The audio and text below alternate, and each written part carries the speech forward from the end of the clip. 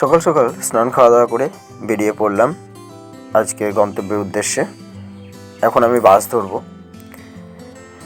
বাসে করে আমি এখন যাচ্ছি স্টেশনে, এটা গঙ্গা নদী। আর এই মুহূর্তে আমি চলে এসেছি খাগড়াঘাট রোড স্টেশন। এটা বহরমপুরের 3 নম্বর স্টেশন। এখানে এই স্টেশনের ওপর দিয়ে সমস্ত ট্রেন উত্তরবঙ্গের দিকে যায়। আর কাকা আমাদের ভিডিও করছে। ট্রেনের খবর হয়ে গেছে অলমোস্ট, ট্রেন প্রায় চলেই আসলো। হর্ন দিচ্ছে, দূর থেকে শুনতে পাচ্ছি। এই যে খাগড়াঘাট রোড স্টেশনটা খুব সুন্দর আর বড়, ছিমছাম একটা স্টেশন। আর কাকু এখানে আমাদের খুব এক্সাইটেড ছিলেন। তো যাই হোক, ট্রেন অলমোস্ট ঢুকছে। আর এই মুহূর্তে উঠে পড়লাম ট্রেনে উঠে পড়ার পরই একটি মুড়িওয়ালার সাথে দেখা হলো। তো সকালবেলা খেয়ে বেরিয়েছিলাম, তবুও মুড়ি খাওয়াই যায়। একটা মুড়ি নিয়ে নিলাম, দাম নিল 15 টাকা। তারপর মুড়ি খেতে খেতে আমরা রওনা দিলাম। ট্রেন ছেড়ে দিল। এই করে কর্ণসুবর্ণ, বাজার শৌ, সালার সমস্ত পার করে আমি তখন পৌঁছালাম কাটোয়া। বাজে 1:30। এখন আমি কাটোয়া স্টেশনে। এবার যাব 1 নম্বর প্ল্যাটফর্মে। 1 নম্বর প্ল্যাটফর্ম থেকে 3:20 সময় হাওড়া যাওয়ার লোকাল ছেড়ে দিল। প্রায় 3.5 ঘন্টা পর আমি নামলাম শেওড়াফুলি জংশন। এখন আমি যাচ্ছি 4 নম্বর প্ল্যাটফর্মে। সেখান থেকে আবারও আরামবাগ লোকাল ধরতে হবে, যে শেওড়াফুলি জংশন। আমাদের পরের ট্রেন প্রায় চলেই আসছে। এই যে ট্রেন ঢুকছে, এটা হাওড়া আরামবাগ লোকাল। এই ট্রেনে করেই আমাদের শেষ গন্তব্যে রওনা দিলাম। এরকম করে লোকনাথ স্টেশন, এরপরে তারকেশ্বর। এটা তারকেশ্বর স্টেশন। সব স্টেশন দেখানো সম্ভব নয়, কিছু কিছু মেন স্টেশনগুলি দেখাচ্ছি। নামার ইচ্ছা ছিল এখানে, কিন্তু পারলাম না। তারকেশ্বরে অন্য একবার ট্যুর হবে। আর এটা আমাদের শেষ গন্তব্য স্টেশন আরামবাগ।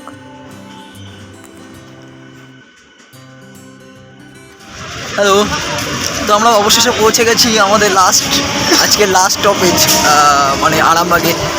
তো আপনি সেই সকালবেলায় 10টার সময় বেরিয়েছিলাম। এখনও অবধি পৌঁছাতে পারি, মানে এখনও 1 ঘন্টা বাসে জার্নি বাকি। আর হ্যাঁ, ট্রেনের জার্নিটা অলমোস্ট কমপ্লিট। ভাই প্রচুর হাঁপিয়ে গেছে। এই কাকাও পুরো বউ সেজেছে। কাকা বউ সেজেছে। আমি অলমোস্ট টুপিটা আনতে ভুলে গেছি, তাই জন্য বউ সাজতে পারিনি। তো যাই হোক, এবার আমরা স্টেশন থেকে বেরোচ্ছি। আর দেন এবার একটা বাস ধরতে হবে। বাস স্ট্যান্ড যাবো, দেন বাস ধরবো। তারপরে আবার 1 ঘন্টার জার্নি করে আমরা পৌঁছাবো একদম। আর বাসের ভেতরে আমি কিছু দেখাবো না।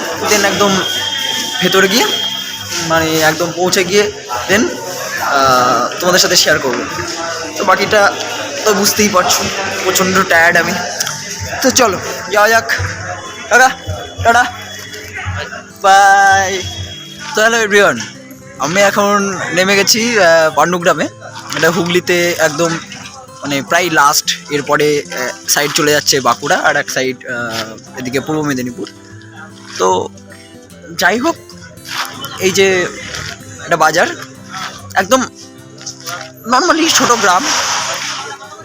রাতের এই এত শীতকালে রাতে এরকম অচেনা একটা জায়গায় রাতের বেলায় মোটামুটি ভালো লাগছে। বাট এখন আমার তো মানে জার্নি তো কমপ্লিট। এবার যার বাড়িতে যাব সেখানে কীভাবে থাকবো সেটা একটা ব্যাপার। অলমোস্ট সেটাও দেখাবো আশা করি। আর এই যে আমাদের কাকুজান নিয়েছে ভেজিটেবিল চপ।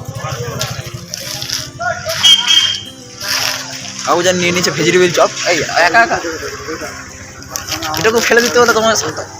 এই যে আমরা ভেজিটেবিল চপ নিয়েছি। এবার এটা খেতে ভালোই, খারাপ না। পাণ্ডুগ্রামে প্রথমবার এসে এখানকার ভেজিটেবল চপ বেশ ভালোই। তো দেখা যাক, টোটো আসতে বললো, দেন আবারও যেতে হবে বাড়িতে। তো চলো যাওয়া যাক, টাটা। খুব ভোর ভোর ঘুম থেকে উঠে চা বিস্কুট খেয়ে আমরা রেডি হয়ে গেলাম বেরিয়ে যাওয়ার উদ্দেশ্যে। এখানে যে উদ্দেশ্যে আসা সেখানেই আমরা এবার যাব। এই ঘরটা প্রায় চুন সুরকি বলা যেতে পারে, অনেক দিনকার। এখানে সবই প্রায় মাটির দোতলা বাড়ি, ওপরটা কড়িবর্গা, সাথে তক্তা দিয়ে তৈরি ছাদ। খুব সুন্দরই লাগছিল বাড়িটায় থাকতে, এরকম জায়গায় প্রথমবার।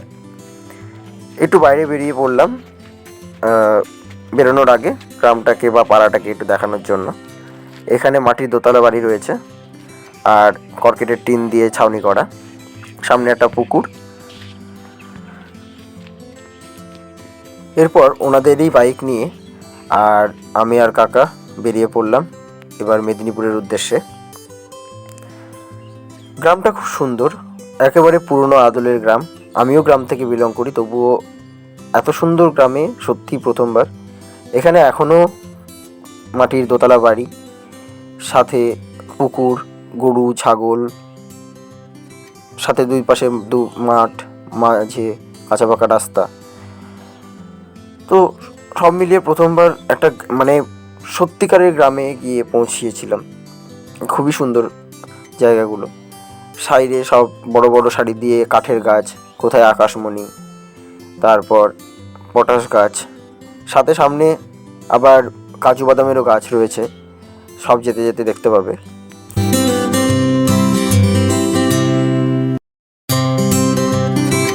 সম্পূর্ণ যাওয়ার রাস্তার মধ্যে আমার এই জায়গাটা সবথেকে বেশি ভালো লেগেছে। দুই পাশে ঘন জঙ্গল আর কিছুক্ষণ পরেই লাল মাটির রাস্তা। এখানে সব অলমোস্ট লাল মাটি রয়েছে এখানে, লাল মাটির রাস্তা দিয়ে। আর সাথে গাড়ি চালাতে একটা দারুণই লাগছিল, মনে হচ্ছিল যেন মানে একটা অ্যাডভেঞ্চারে চলে এসেছি। এটা খুব সুন্দর পিকনিক স্পট হতে পারে, পিকনিক করার জন্য দারুণই লাগবে।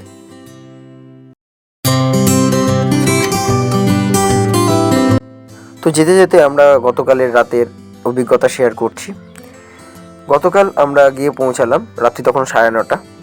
তারপর হাত মুখ ধুয়ে একটু ওনারা ভাত রান্না করেছিলেন, তো আমরা খেতে গেলাম। বাড়ি মালিক যিনি ছিলেন উনিও আমাদের সাথে একসাথে বসেই খেলেন। মাটিতে আসন পেতে থালাতে ভাত, মাছ, ডাল, আলু পোস্ত, বেগুন ভাজা, পাতাকপির তরকারি সুন্দরভাবে সাজিয়ে ওনারা পরিবেশন করলেন। খাওয়া শেষ করে আমরা চলে গেলাম শোয়ার জন্য। মাঝরাতে আমরা গল্প করছিলাম দুজনে মিলে, সবাই ঘুমিয়ে পড়েছিলেন। আমার একটু ওয়াশরুমে যাওয়ার প্রয়োজন ছিল, তো আমি অচেনা বাড়িতে কীভাবে একা একা যাবো, তাই কাকাকে বললাম তুমিও আমার সাথে চলো। দেন কাকাও আমার সাথে গেল, কিন্তু গিয়ে নিচে গিয়ে দেখি দরজা খুলছে না বাইরে থেকে। সত্যি খুব একটা অস্বস্তিকর পরিবেশ সৃষ্টি হয়েছিল। তো এই ছিল কালকে রাতের অভিজ্ঞতা।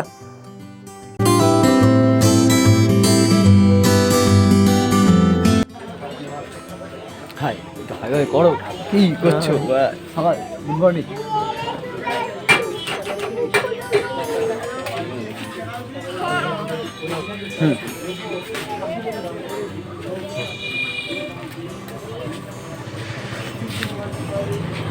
বেশ ভালোই। সো হ্যালো গাইস, আমি যে কারণে এত দূর মানে মুর্শিদাবাদ থেকে, এটা মেদিনীপুর, এটা পশ্চিম মেদিনীপুর, তো আমরা মেনলি বাঁকুড়া দিয়ে সকালবেলায় বাইক চালিয়ে কি মানে একদম সাত সকালে বাইক চালাতে কি ঠান্ডা, হাত পা পুরো অবশ হয়ে গেছে।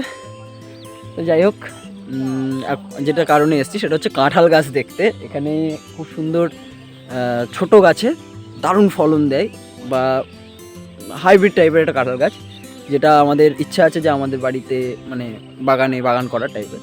তো সেই জন্যই এই কাঁঠাল গাছ মানে দেখতে বা কিনতে, এই কারণেই মুর্শিদাবাদ থেকে এত দূর। এখন আছি মাঠের মধ্যে, চারিদিকে ক্ষেত, আর এই যে আমার পেছনে কাঁঠাল গাছ। তো যাওয়া যাক, কাঁঠালের বাগানটা দেখা যাক কী কী আছে ওর ভেতরে।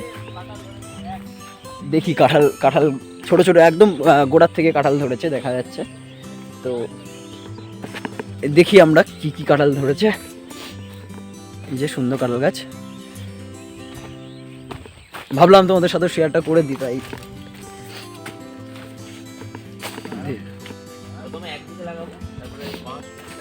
একদম একদম গোড়ার থেকেই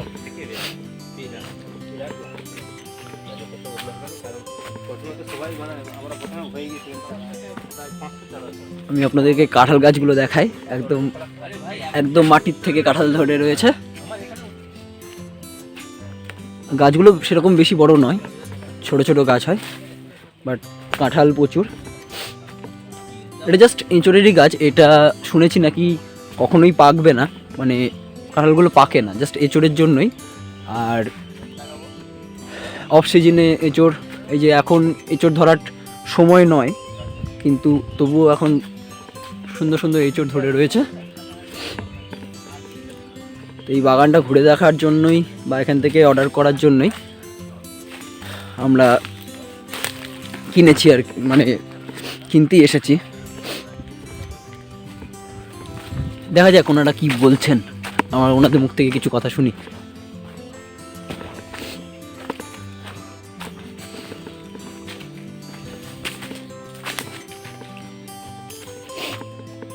এগুলো কি এই গাছেরই চারা? না না না, এগুলো এমনি বিক্রি করে এমনি আলাদা চারা। এ পাকে না তো বোধহয়। এই এঁচড় পাকে না? না, এঁচড় অ্যাকচুয়ালি পাকে না এটা নয়, মানে পাকাই এঁচড় না। খুব একটা বড় হয় না। বড় যদি 2 কিলো 2.5 কিলো হবে এরকম সাইজে হয়ে যাবে, যে পেকে মানে সেন উঠবে বিরাট। কিন্তু এটাকে মানে কুপিয়ে কাটতে দিয়ে বের করতে হবে। যে এরকম সাধারণ যেটাকে এঁচড়টাকে ভেঙে সাধারণত খাওয়া যায়, এটা খাওয়া যাবে না, সেরকমটা নয় এটা। আচ্ছা আচ্ছা। এটা জিনিসটা পুরো টোটাল আলাদা। আর এটা সব থেকে বেটার 500-700 ওয়েট হয়ে আমরা কাকে তুই ভিডিও কল করেছিস? এই কল করেছিস? কই? আমার কাছে কল লাগবে। 500-700 ওয়েটের মধ্যে আমরা ছেড়ে দিই, কারণ বেশি বড় করতে গেলে পরে তো পারতে পারবে না। এই যে সিস্টেমটা আমি দেখেছি, মাকে দিয়ে একটা ভিডিও কল করা একটা জিনিস দেখাবো।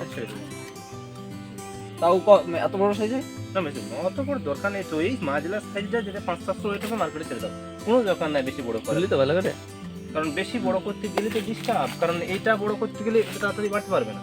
তাই এটা 2 কিলো করতে গেলে একটা মার্কেটে যখন 110 টাকা দাম, আমার এখানে ধরুন এটা যদি 2 কিলো ওয়েট করি তাহলে এখানে 220 টাকা, বাইরে যখন পাবে সেটা 300 টাকা দাম হবে মিনিমাম। তাহলে এটা কেটে বিক্রি করতে হবে।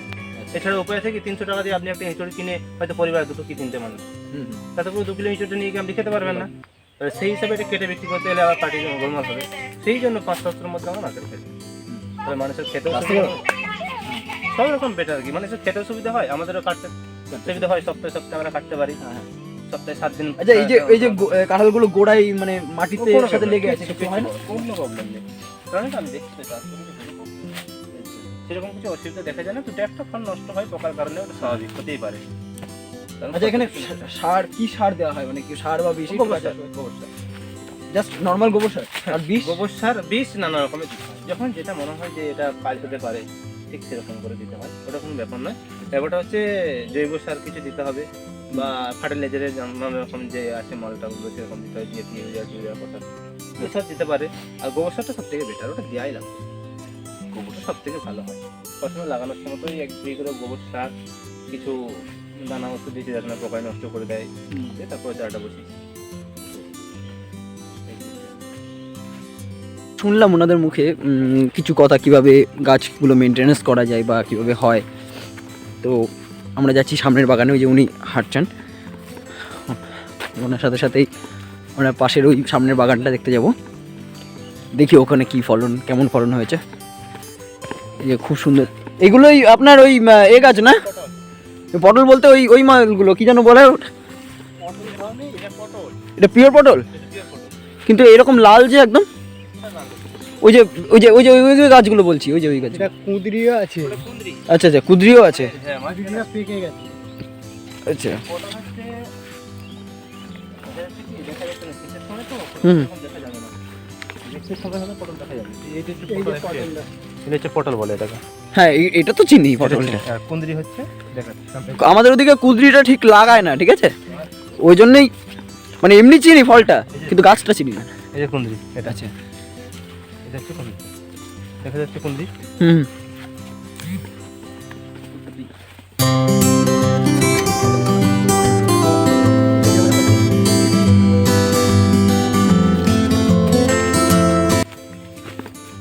শুধু আমি একটা জিনিস দেখাবো, যে একটা শুধুমাত্র এটা নমস্কার না না এটা না, আচ্ছা না, একটা শুধুমাত্র যে ভোঁড়া বার হয়েছে, এই ভোঁড়ার থেকে আপনি 20টা ইঁচড় পেতে পারেন। 20টা 20 পিস, আচ্ছা আচ্ছা চলো দেখি 20 পিস একটাতে। এই গাছের জাত আর ওই গাছটা মানে একই? একই জাত, ওই 160 সব ওখান থেকে। 165 টাকা, ওটা গ্যারান্টি বলছে। গ্যারান্টি সব ওখান থেকে নেওয়া আমাদের সব ওই রামকৃষ্ণ নার্সারি গার্ডেন থেকে নেওয়া। আচ্ছা চারাগুলো কত বড় বড় হয় মানে গাছগুলো ঠিক?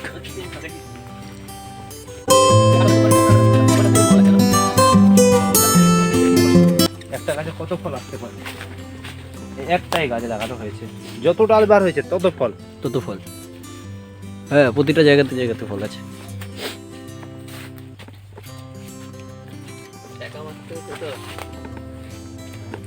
আর ঠেকা তো মানে শুয়ে যাবে।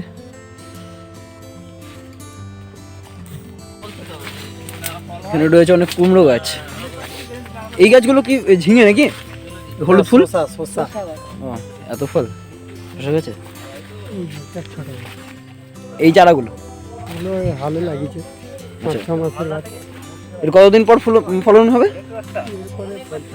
এতেই আসছে, দেখো না 2-1টাই আসছে হয়তো। সব বেড়াতে গিয়েছিলাম একবার ঠিক গিয়েছি, এটা একবারটি গিয়ে এটা তোমার না? এটা আমার এটা কবে কে? পুরো 3.5 বিঘা জায়গা আছে আমার। 165 নাকি এটা? 165 পুরো এই এলাকাটা এই দেখতে পর্যন্ত এই ওইদিকে ওই রাস্তা পর্যন্ত আমার সব সব ছোট হয়ে যায়। চলো কাকা, এখন আমাদের কাকা এটা কি কাকা, ওটা জায়গা না। ইস, এদিকে এত ছোট গাছে সব পেঁপে? তাহলে ওই যাস আমরা ওই কাঁঠালের সাথে কটা পেঁপেও নিই। পেঁপে লাগিয়ে লাভ নেই। এটা কি চলা গো? ওই তো ওখান থেকে নিয়ে আসা, সব ওখান থেকে 6 মাস ফল, ইস, 6 মাসের ফল, গাছের বয়স 6 মাস। লাল কলা তুমি কি লাগিয়েছো ওইদিকে? ভেতরটা লাল হয়? না তামিলনাড়ু, বাইরেটা না, তামিলনাড়ুতে যে কলাটা হয়, তামিলনাড়ু কলা থেকে। এটা আমার গাছটা, এই গাছটা আমার 9 মাস বয়স, দেখে যান শুরু হয়ে গেছে এখন থেকে 9 মাস বয়স। এটা কতটা সত্য আর কতটা মিথ্যা এই যে বটে 2-3টে ধরে গেছে, হুম, ধরেছে হুম। 9 মাসে শুরু হয়ে গেছে এইটুকু গাছে? এতটুকু গাছ। এটা অরিজিনালি 1.5 বছর 2 বছর বয়স হলে সত্যি ফল আসবে না, তুমি দেখি বোঝা যাচ্ছে, হ্যাঁ হ্যাঁ, সে তো আসবে। মানে শুরুতেই দেখি বোঝা যাচ্ছে যে সত্যি আসতে পারে না পারে। শশা গাছগুলো তো আপনাদের নাকি? হ্যাঁ হ্যাঁ নিশ্চয়ই জল যাবে না?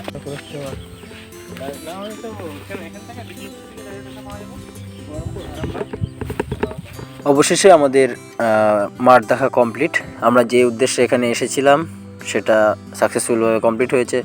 বাড়ি গিয়ে অর্ডার দিয়ে দেবো, আর এনারাই বাড়িতে মানে মুর্শিদাবাদে ওনারা অনলাইনে পাঠিয়ে দেবেন।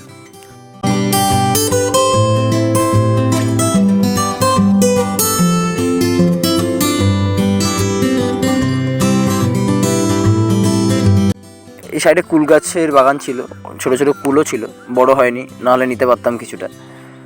তো যাই হোক, কুলের এখনও সময় হয়নি। আবারও চলেছি কাঁচা পাকা রাস্তা দিয়ে। আর এই কাকুটা সামনেখানে হঠাৎ করেই চলে এসেছিল, মানে এনারা কি দেখেন কি জানি না, সাইড ফাইড কিছু দেখেন না। That's all everyone. আমার আজকের এই ব্লগের পার্ট এখানেই শেষ। আমি এখন বর্তমানে আছি আরামবাগ স্টেশনে, বাড়ি যাচ্ছি। তো এখানে যে উদ্দেশ্যে এসেছিলাম সেই উদ্দেশ্য সাকসেসফুলভাবে কমপ্লিট হয়েছে। তোমরা তো দেখতেই পেলে ব্লগে যা যা দেওয়া হয়েছে। তো এখন যাব এখান থেকে শেওড়াফুলি, দেন ওখান থেকে ট্রেন ধরে বাড়ি। তো চলো, আবারও খুব তাড়াতাড়ি একটা নতুন ব্লগ নিয়ে আমি ফিরে আসছি। ততক্ষণ পর্যন্ত ভালো থাকবে, সুস্থ থাকবে। দেখা হচ্ছে পরের ব্লগে। টাটা।